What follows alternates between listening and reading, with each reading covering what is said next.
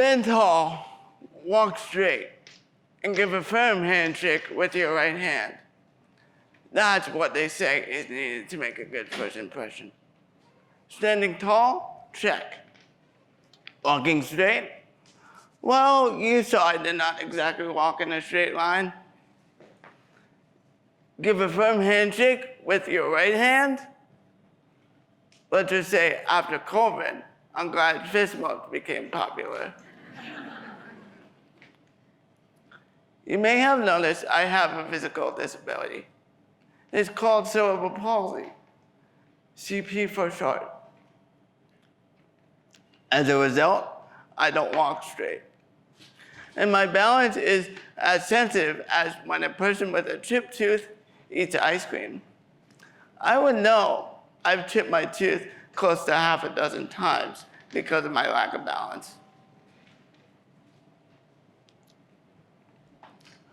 Cerebral palsy is caused by a lack of oxygen to the brain, disabling all the signals to correctly pass through and enable all the extremities to work properly.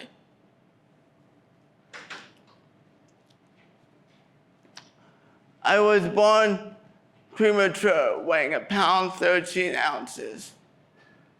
3 months, that is, the size of a sparrow. But I don't see my CP as a consequence. It's a gift. When people see me walk, or even notice my clenched fist, they often make quick judgments about me before they even meet me. Some talk down to me as if I don't understand. Others avoid talking to me altogether. I've learned people will make assumptions about you even before they know anything about you. This may have been you when I walked on stage, and that's okay. But here's the thing. Nobody gets to decide what you're capable of. No one. Nobody gets to decide what I'm capable of. When I was little,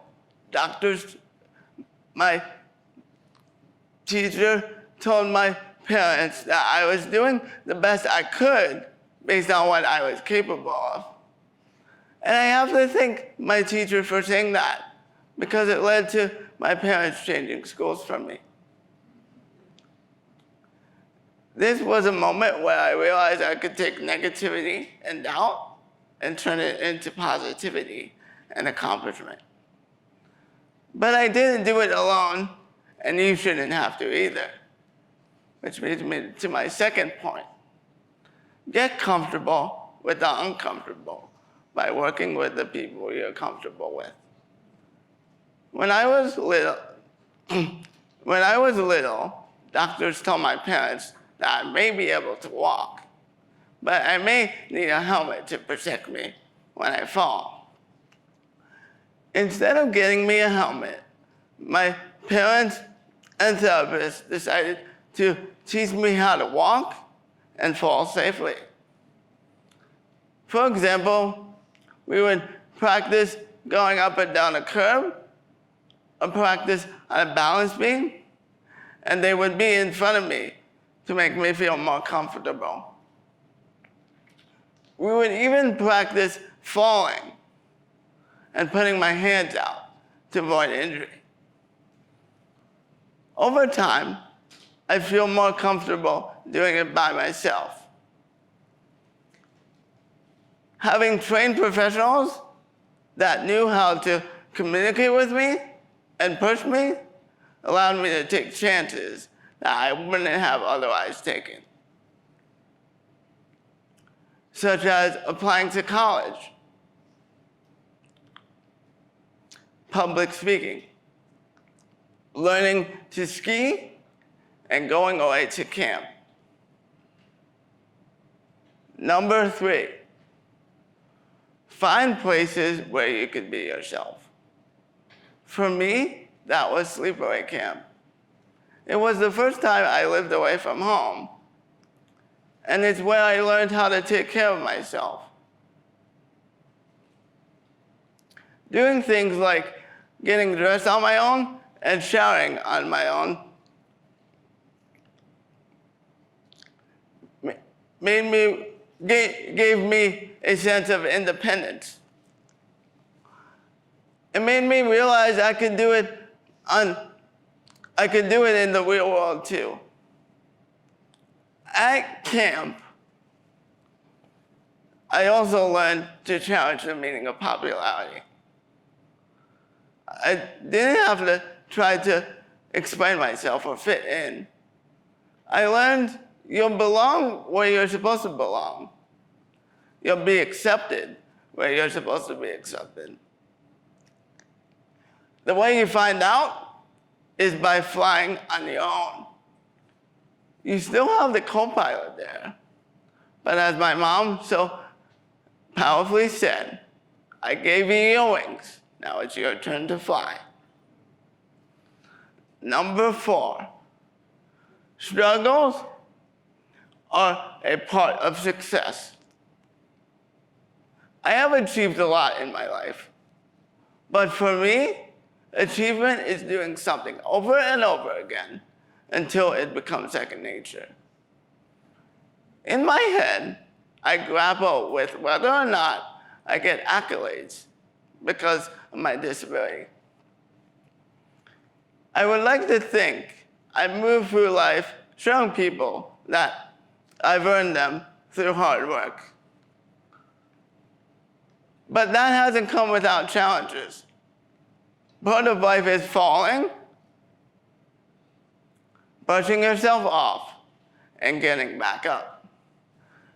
Struggles are an equalizer. We all experience them, but I don't let that stop me.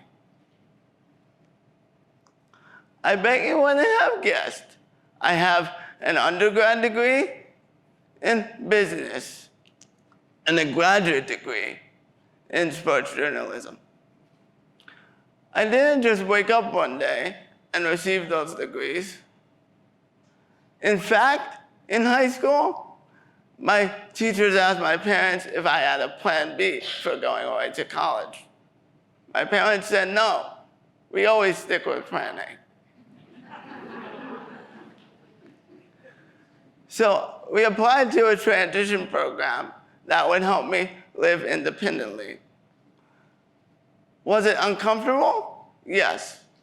But it gave me opportunities such as working at my school radio station, winning awards, and gaining employment with the New York Islanders. But let's be honest, even with these accomplishments, I still can't control what other people think. What I can control are my own thoughts. There are steps to everything. But if you don't take the first step because you're afraid to fall, you'll never reach your destination. Things like learning to live by myself and earning a degree are major accomplishments. But they are a result of many small steps.